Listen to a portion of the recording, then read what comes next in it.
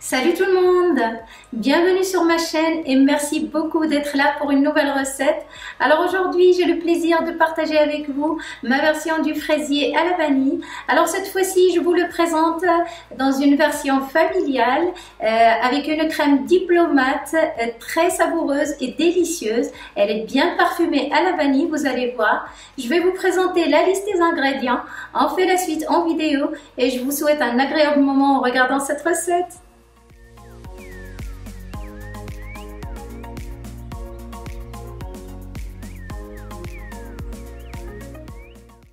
On va commencer la recette par préparer la génoise. Pour ceci, on va mettre les œufs dans la cuve du robot.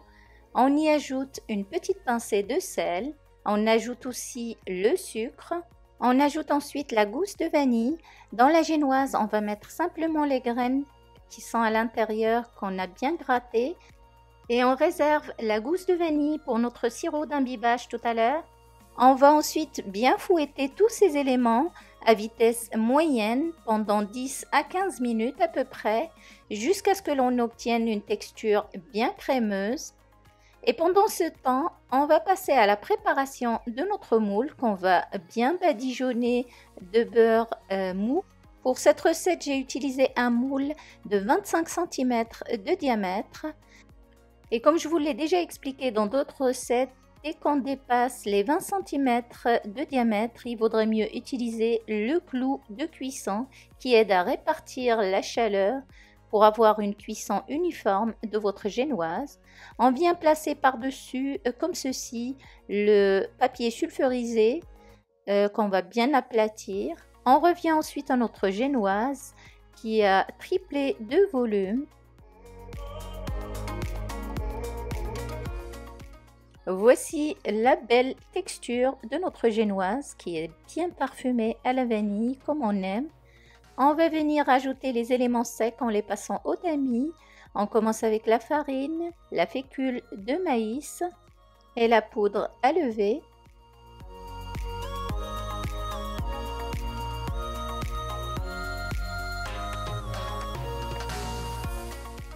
On vient ensuite à l'aide d'une maryse faire intégrer la farine à notre mélange délicatement en soulevant la préparation, en la rabattant au centre.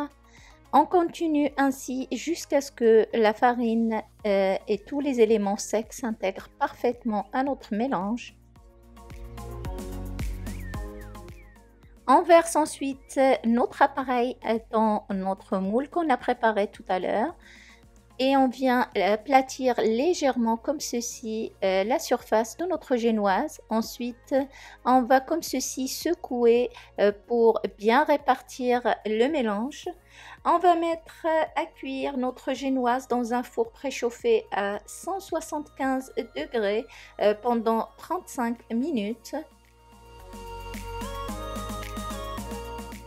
À la fin des 35 minutes, je vous conseille de contrôler quand même la cuisson en piquant au centre, soit avec un petit pic ou la lame d'un couteau.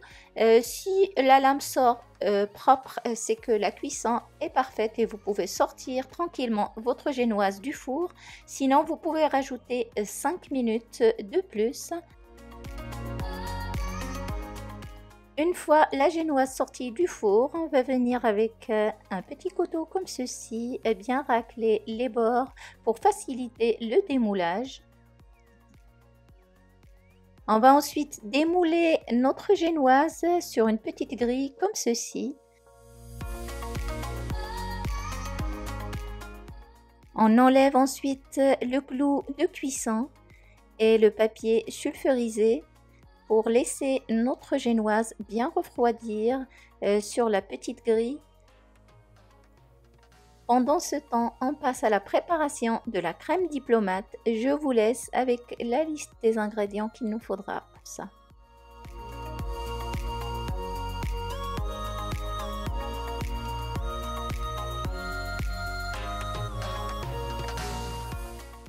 On met notre lait dans une petite casserole et on vient le parfumer à la vanille. Pour ceci, on va fendre la gousse de vanille en deux.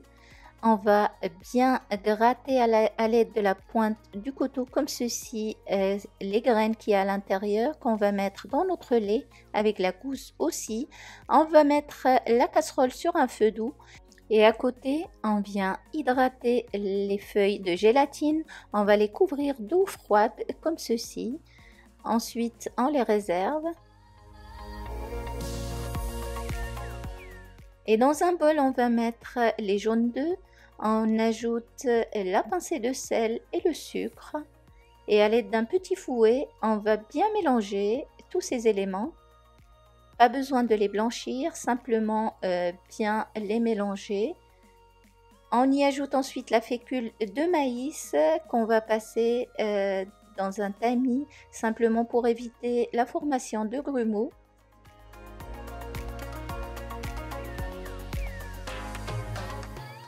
On va mélanger à l'aide de notre fouet délicatement pour commencer, ensuite énergiquement jusqu'à ce que la fécule de maïs s'intègre bien à notre mélange d'œufs.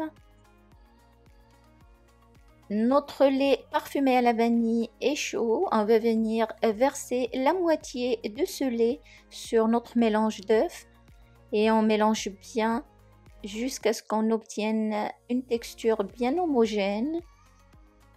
Ensuite, on va venir verser ce mélange sur le reste du lait. Après avoir bien sûr enlevé la gousse de vanille, on fouette bien comme ceci sur un feu doux jusqu'à ce que notre crème s'épaississe. Notre crème pâtissière est prête. On va la sortir du feu.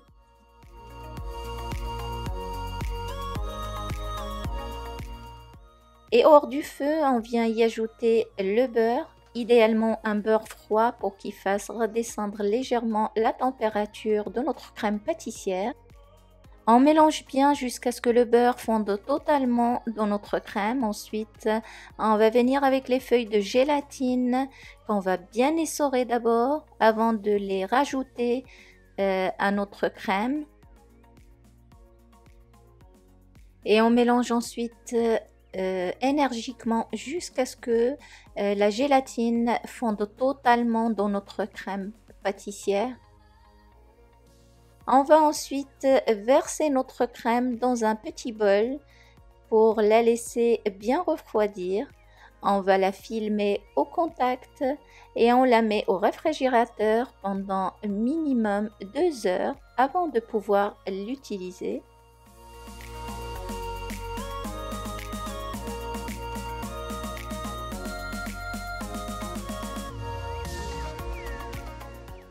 Dans une petite casserole, on va mettre le sucre, l'eau et la gousse de vanille qu'on a utilisée tout à l'heure dans notre génoise. Pas besoin de rajouter de la vanille, elle est suffisante pour bien parfumer notre sirop. On laisse sur un feu doux jusqu'à ce que l'eau s'évapore petit à petit pour laisser une consistance de sirop. On retire ensuite la casserole du feu et on laisse bien refroidir notre sirop. Ensuite, on va passer à la préparation de nos fraises. On va choisir celles qui ont à peu près la même taille qu'on va utiliser pour le tour de notre fraisier et pour la décoration également. On va simplement enlever comme ceci le pédoncule et on coupe les fraises en deux. On les met de côté et on utilise le reste des fraises pour mettre à l'intérieur de notre fraisier. On va les découper comme ceci en petits morceaux qu'on va mettre dans un petit bol et on les réserve.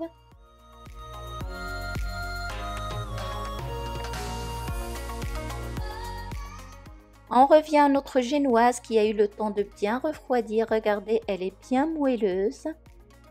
Et à l'aide de notre couteau denté, on va venir comme ceci couper les deux parties de génoise qu'il nous faudra pour former les 2 étages de génoise de notre fraisier.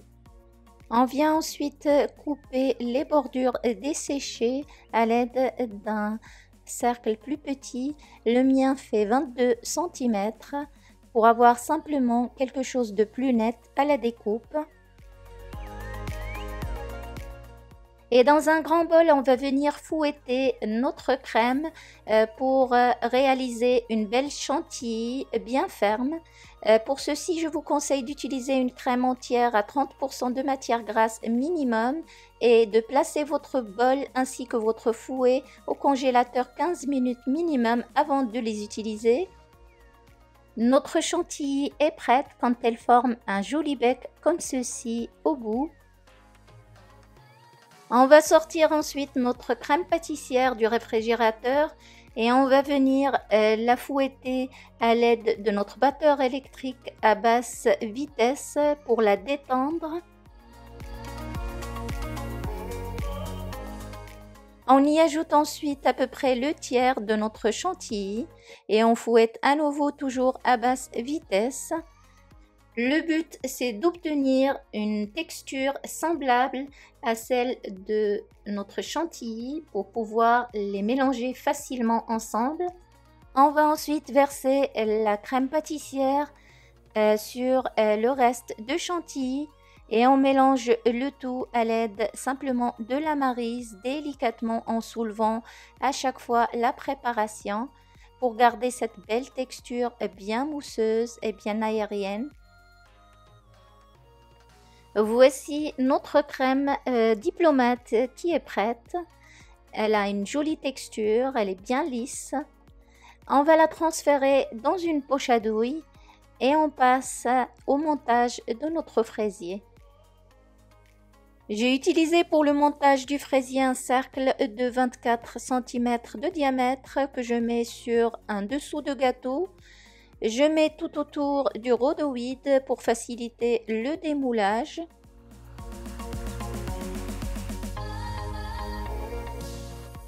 On va commencer par mettre les demi-fraises qu'on a coupées tout à l'heure tout autour de notre cercle à l'intérieur de cette façon-là.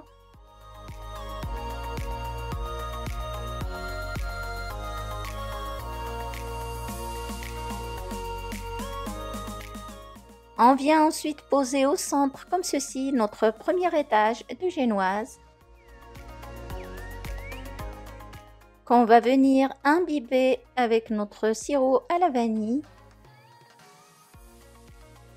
On vient ensuite avec notre crème diplomate et on essaie comme ceci de combler le vide qu'il y a entre les fraises.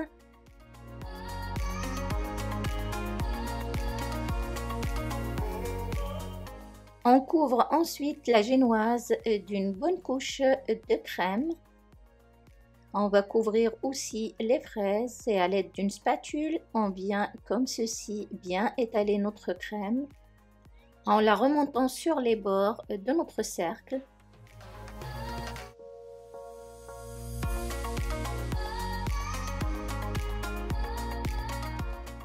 On garnit ensuite l'intérieur de notre fraisier avec les petites fraises qu'on a coupées tout à l'heure en petits morceaux.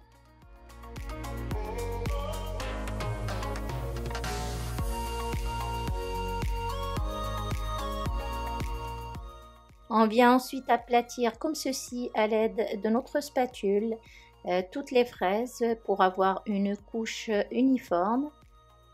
Ensuite, on va couvrir nos fraises avec un peu de crème, pas besoin de mettre beaucoup. On aplatit de cette façon-là.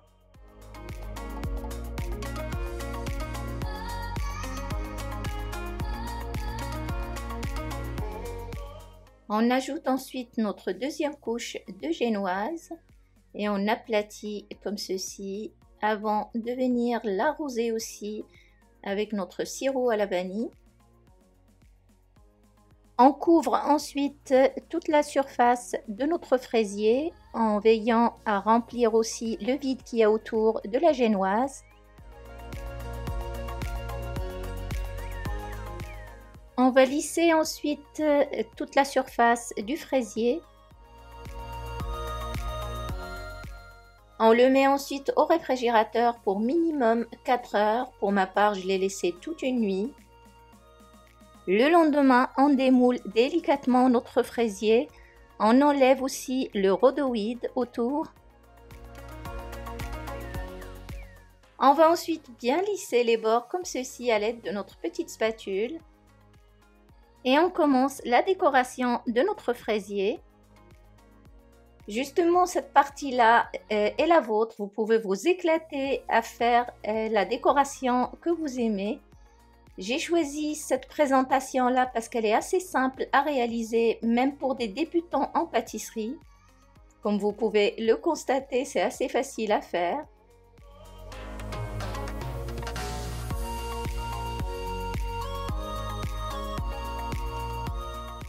Et pour terminer ma présentation, j'ajoute quelques petites feuilles de menthe au centre de mon fraisier.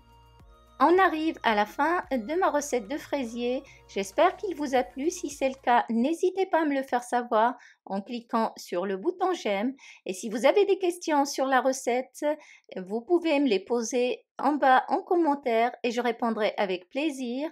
N'oubliez pas aussi d'activer la petite cloche de notification en bas de la vidéo pour recevoir mes prochaines recettes. Il ne me reste plus qu'à vous souhaiter une excellente dégustation et vous dire à très vite pour une nouvelle vidéo. Au revoir!